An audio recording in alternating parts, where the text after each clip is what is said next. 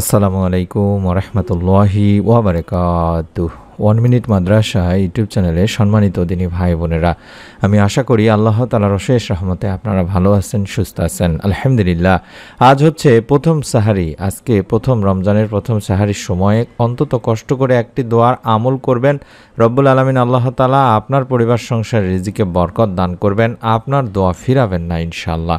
আমি অনুরোধ করছি অবশ্যই সাহারির সময় উঠে কষ্ট করে এই দোয়ার আমলটি একবার হলেও করবেন।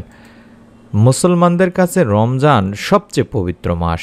এই মাসে আল্লাহ তাআলা বান্দার দোয়া কবুল করেন। রাসূল সাল্লাল্লাহু আলাইহি ওয়াসাল্লাম বলেন, 3 ব্যক্তির দোয়া অগ্রাহ্য করা হয় না, বরং কবুলই করা হয়। তার মধ্যে মাতা পিতার দোয়া, রোজাদারের দোয়া ও মুসাফিরের দোয়া। বাইহাকি শরীফের একটি হাদিস। পবিত্র এই রমজান মাসে দোয়া কবুলের আরও বিশিষ্ট কিছু সময় আছে। সেইগুলোর মধ্যে অন্যতমই হলো রাতের শেষ তৃতীয়াংশ বা সাহারির সময়। রাতের এই অংশে দোয়া বা ইবাদত আল্লাহ তাআলার কাছে পছন্দনীয়। তার নৈকট্য লাভে এই সময়ের দোয়া বেশ ফলপ্রসূ।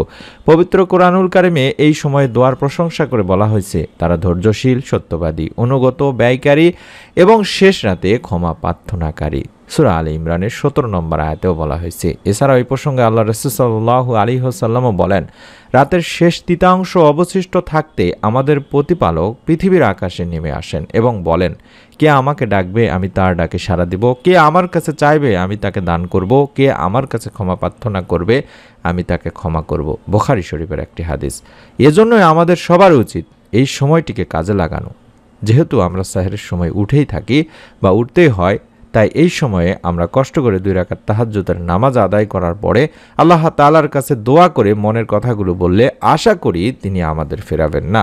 ইনশাআল্লাহ আমাদের দোয়া আল্লাহ তাআলা কবুল করেই নেবেন। আর আমি আমার দিনী ভাই বোনদের কাছে অনুরোধ করব, এই সময়টিতে আপনারা অবশ্যই অন্তত কষ্ট করে হলেও সাহারি খাওয়ার 20 মিনিট বা 10 মিনিট আগে অন্তত আপনারা এই আমলটি করার চেষ্টা করে তারপরে সাহারি খাওয়ার জন্য বসে যাবেন। আশা করি আল্লাহ তাআলা আপনার দোয়াও ফিরাবেন না, কারণ রাতের ইবাদত ও দোয়া আল্লাহ তাআলার কাছে অনেক মর্যাদা ও সম্মানের। রাতের দোয়া ও ইবাদতে তাওহীদের সাক্ষ্য দিয়ে মহান রব্বুল আলামিন আল্লাহ তাআলার কাছে দোয়া করলে সেই দোয়া আল্লাহ তাআলা ফেরত দেন না, বান্দার সব দোয়া আল্লাহ তাআলা কবুল করে নেন। হাদিসে এমন বলা হয়েছে, আল্লাহ রাসূল সাল্লাল্লাহু আলাইহি ওয়াসাল্লাম নিজেই বলেছেন, যখন তোমাদের কেউ রাতে জেগে আল্লাহ তাআলার কাছে দোয়া করে বা কিছু চায়, আল্লাহ তাআলা তার দোয়া কবুল করে তাকে সেই জিনিসটি দিয়েই দেন। আর যদি ওই ব্যক্তিটি যদি ওযু করে এবং 2 রাকাত নামাজ আদায় করে নেয়, তবে সে নামাজও কবুল করা হয়। বুখারী মিশকাত শরীফের একটি হাদিস। সুবহানাল্লাহ, সুবহানাল্লাহ। তাই আমাদের প্রথম কাজই হবে সাহারির সময় উঠে সুন্দর করে ওযু করে অন্তত 2 রাকাত করে 4 রাকাত নামাজ আদায় করে নেওয়ার। তারপরে আমরা কম করে হলো একবার পাঠ করব, লা ইলাহা ইল্লাল্লাহু ওয়াহদাহু লা শারীকা লাহু লাহুল মুলকু ওয়া লাহুল হামদু ওয়া হুয়া আলা কুল্লি শাইইন কাদির, সুবহানাল্লাহি ওয়ালহামদুলিল্লাহি ওয়া লা ইলাহা ইল্লাল্লাহু আল্লাহু আকবার, লা হাওলা ওয়া লা কুওয়াতা ইল্লা বিল্লাহ। আশা করছি আপনারা এটি স্ক্রিনশট নিয়ে নেবেন। এই দোয়াটি বা এই আমলটি অন্তত একবার হলেও পাঠ করবেন। এই দোয়াটি বা এই তাসবিহ বা এই আমলটি বা এর অর্থই হচ্ছে, আল্লাহ ব্যতীত কোনো উপাস্য নেই, তিনি একক, তার কোনো শরিক নেই, তার জন্যই সকল রাজত্ব, তার জন্যই সকল প্রশংসা এবং তিনি সকল কিছুর উপর ক্ষমতাশালী। মহাপবিত্র আল্লাহ, সকল প্রশংসা আল্লাহর জন্য, আল্লাহ ব্যতীত কোনো উপাস্য নেই, আল্লাহ সবার চেয়ে বড়, নেই কোনো ক্ষমতা, নেই কোনো শক্তি আল্লাহ ব্যতীত। অতঃপর আরেকবার বলবো, রব্বিক ফিরলি, অর্থাৎ হে আমার রব আমাকে ক্ষমা করুন। তারপরে আপনি আপনার মনের যত নেক চাওয়া পাওয়াগুলো আছে সেগুলো আল্লাহ তাআলার কাছে তুলে ধরবেন। আল্লাহ তাআলার কাছে বেশি বেশি করে ইস্তেগফারের মাধ্যমে ক্ষমা চাইবেন, পরিবার সংসারে রিজিকে বরকত চাইবেন। কম করে হলেও অন্তত 100 বার ইস্তেগফার পাঠ করবেন, কারণ ইস্তেগফারের মাধ্যমে আল্লাহ তাআলা রিজিকে বরকত দিয়ে থাকেন, প্রাচুর্য দিয়ে থাকেন। আমরা সবাই চাই আমাদের রিজিক বেড়ে যাক, সহজে আমরা ধনী হয়ে যাই, জীবনে প্রাচুর্য আসুক।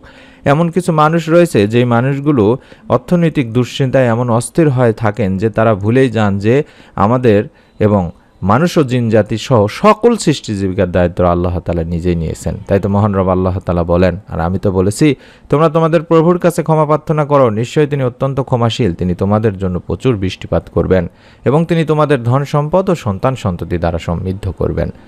শুধু তাই নয়, নবী করিম সাল্লাল্লাহু আলাইহি ওয়াসাল্লামও বলেছেন, যে ব্যক্তি অধিক পরিমাণে আস্তাগফিরুল্লাহ পড়বে, যার অর্থই হলো আমি আল্লাহ তাআলার কাছে ক্ষমা প্রার্থনা করছি বলবে, মহান রব আল্লাহ তাআলা তার সব দুশ্চিন্তা থেকে তাকে মুক্ত করবেন, সব সংকট থেকে তাকে মুক্তি দেবেন এবং তাকে এমনভাবে এমন জায়গা থেকে অর্থ দান করবেন যা কোনো মানুষ ধারণাও করতে পারে না। মুস্তাদরাকে হাকিমের একটি হাদিস। তাই আমাদের বিশ্বাস রাখতে হবে যে আমাদের রিজিকের ব্যবস্থা একমাত্র আল্লাহ তাআলাই করবেন। তাই রিজিক অন্বেষণের সঙ্গে সঙ্গে মহান আল্লাহ তাআলার কাছে আমাদের ক্ষমা প্রার্থনা করে যেতে হবে দিনী ভাই বোনেরা, এবং তিনি যেন আমাদেরকে উত্তম রিজিক দান করেন তার জন্য বেশি বেশি করে ইস্তেগফারের আমলটিকে আঁকড়ে ধরতে হবে। আশা করি আপনারা যদি প্রতিদিন অন্তত আজ প্রথম সাহারির সময় অন্তত একবার হলেও দোয়াটি আমি আবারও দেখাচ্ছি, এই দোয়াটি একবার হলেও পড়ে যদি আল্লাহ তাআলার কাছে রিজিকে বরকত চান, পরিবার সংসার থেকে অভাব অনটনের জন্য যদি মুক্তি চান, আল্লাহ তাআলা রব্বুল আলামিন ইনশাআল্লাহ আপনার হাতকে ফিরাবেন না। তাই অনুরোধ করছি প্রথম সাহারিতে অবশ্যই আমলটি যারা নিজে করবেন, আপনার নিকট আত্মীয় স্বজন যারা আছে তাদেরকে ভিডিওটি শেয়ার করে দিবেন, তারাও যেন আমলটি করতে পারেন, মিস যেন করে না ফেলে। তাই অনুরোধ করব অবশ্যই এরকম নতুন আমলের ভিডিওগুলো আমরা প্রত্যেক দিন রমজানের পুরো মাস ইনশাআল্লাহ আল্লাহ তাআলার যদি চাই তাহলে আমরা দেওয়ার চেষ্টা করব। তাই অনুরোধ করছি চ্যানেলটি সাবস্ক্রাইব করে বেল বাটনটি অন করে রেখে দেওয়ার। সকলে ভালো থাকুন, সুস্থ থাকুন। নতুন ভিডিও দেখার আমন্ত্রণ জানিয়ে আজকের মতো বিদায় নিচ্ছি। আসসালামু আলাইকুম ওয়া রাহমাতুল্লাহ।